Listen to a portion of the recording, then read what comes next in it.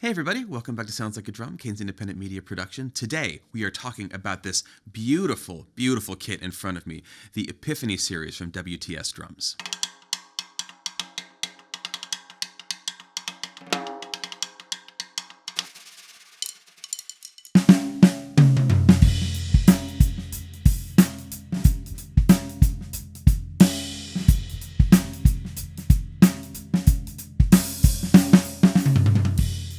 This is not our first go around with WTS Drums. We've featured several snares and drum sets on the show before. Their instruments are fantastic. We love them. We have a great relationship with them.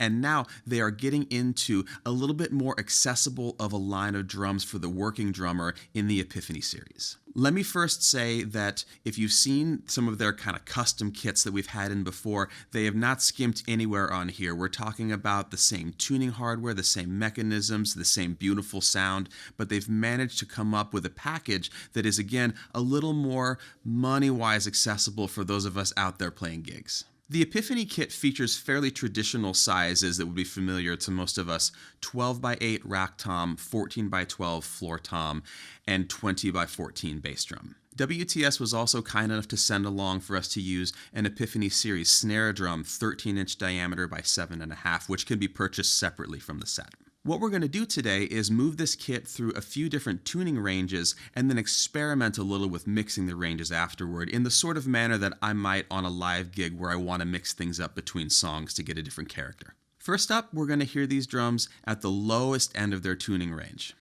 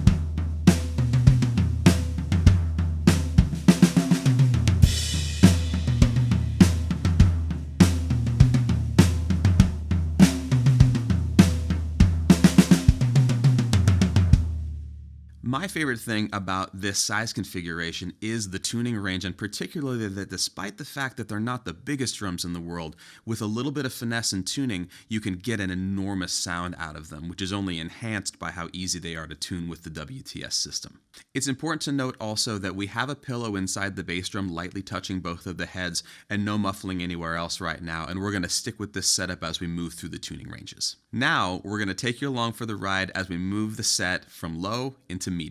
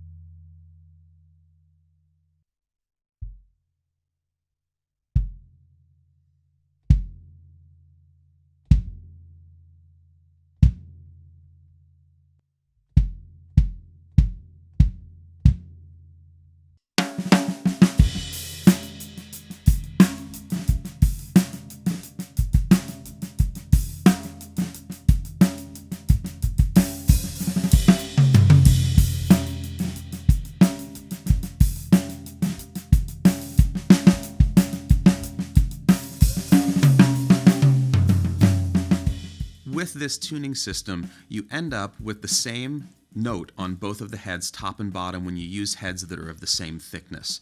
This means that you're getting a really pure sound out of the drums, you're getting a really full sound out of the drums, and I honestly don't want for anything else with these instruments. It's clean, it's fast, it's easy, and I love the thing of being able to explore different tensions and tunings super quickly and not having to fuss with it too much. In the case of the snare drum, because we have different masses between the batter head and the snare side head, you will get a little bit of a differential there, which actually works in our favor because of the difference that we would normally want to tune a snare drum to in terms of the interval between the two heads.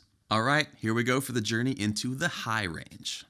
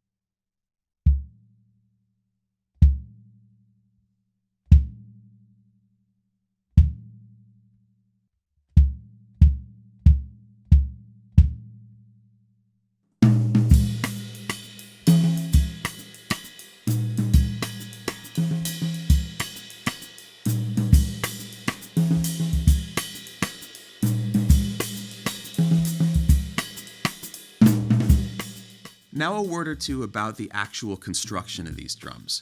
We're looking at 7-ply maple shells with sharp 45-degree bearing edges, 2.3 millimeter hoops on there, and wrap finishes rather than the lacquer finishes that you might have seen on the previous kits that we've used from them. All of these things work in our favor, especially in terms of tuning range from very low to very high, in terms of getting clarity and articulation in both ends of that spectrum. The wrap finishes on these drums are absolutely beautiful, and they also are one of the primary cost-saving measures that went into this series versus the other drums that they make.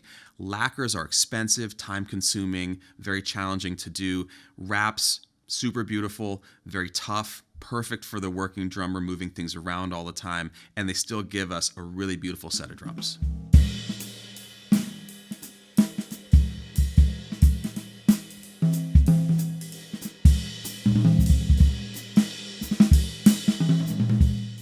Now that we've been through the primary, low, medium, and high ranges, we're going to get into some experimentation here. We're going to go for a tuning that is not specifically high or low, but something that I would choose if I knew I was going to be playing a lot of brushes or a lot of bundle rods, things like that, where I want to get clarity out of the toms with things that aren't sticks, and also have a nice wide open sound out of the snare drum.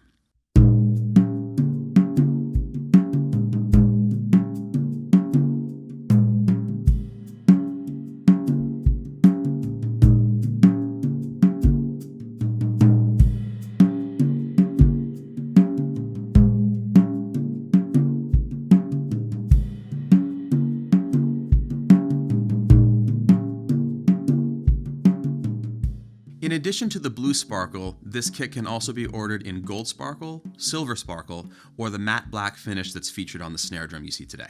When you get an Epiphany kit and it shows up, the first thing you'll notice is that it comes in one box. This is both an environmental measure, a cost-saving measure, all of it in our favor because the drums can nest together with all of the hardware off of them, and you get to construct them when they arrive at your house. This means that over the course of putting the drums together, you'll go through the process of what it's like to change the heads, to adjust the hardware, to get everything optimized for you. And though it is a different process than a standard changing of heads on a standard kit, it's not any more difficult and it's very, very quick.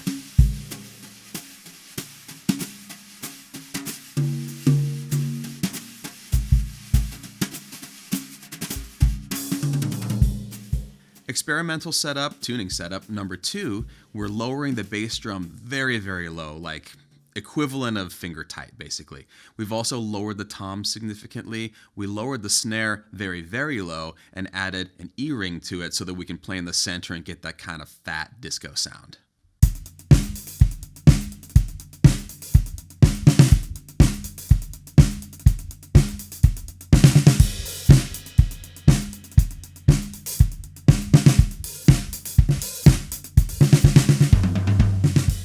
This is a sound that was very popular, kind of went away, and now is very, very popular again. I see a lot of drummers utilizing this as a side snare, and because we can change the tension of this entire drum so quickly, it's actually perfectly reasonable, even in the middle of a set of music, to tune the thing super low, put a ring on there, do that tune, and then crank it right back up again for the next tune.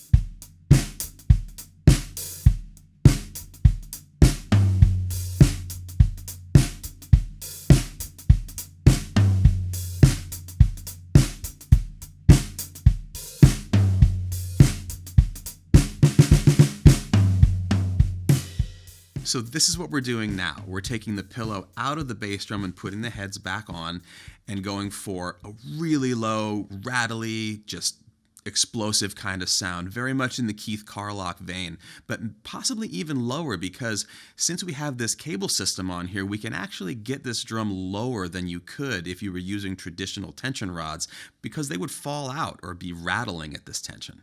Additionally, and a really cool thing that I noticed, or rather I hadn't noticed before, is that underneath the bass drum claws, they've included a little bit of Velcro so that if you're working on one of the heads at a time, the claws of the opposite head won't fall off of the hoop, which is a wonderful way to just keep everything organized, especially if you're adjusting muffling or just want to get into changing one of the heads.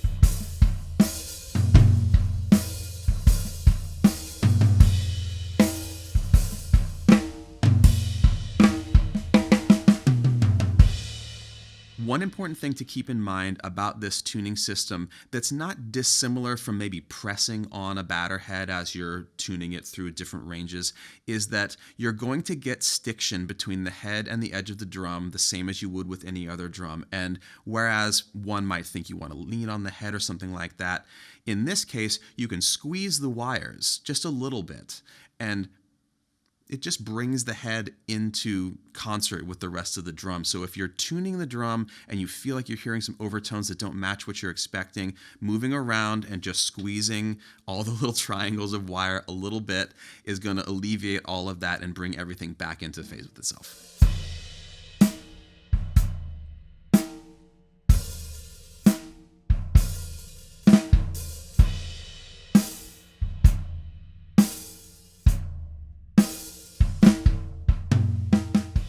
So as you can see, we've covered an extraordinary amount of ground with really just a pillow and the bass drum. We haven't muffled the toms at all. We haven't experimented much with the snare drum beyond an E-ring for a moment. The options are limitless, and the sizes are perfect for exploring the extended ranges of both ends of the tuning spectrum. The bottom line is, I really love these drums. I've used their super high-end stuff, several different kits from them over the course of our relationship with this company.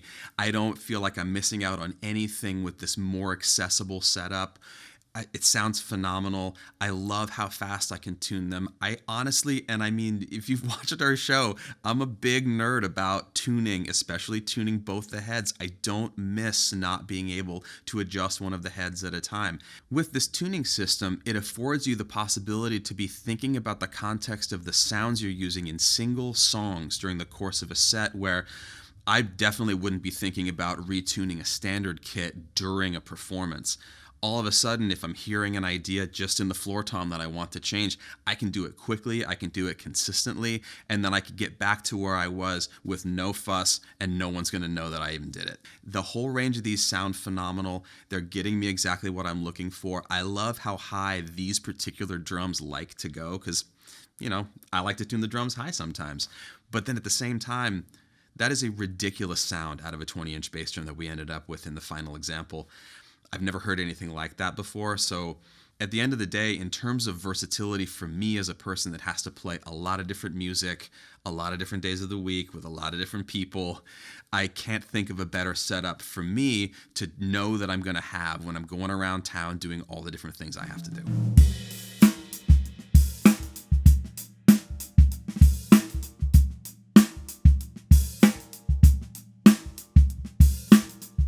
All right, that about wraps it up. Thanks so much to WTS Drums for sponsoring today's episode and for sharing these drums with us today. They were a blast to play. Follow the link below to learn more. Go check them out.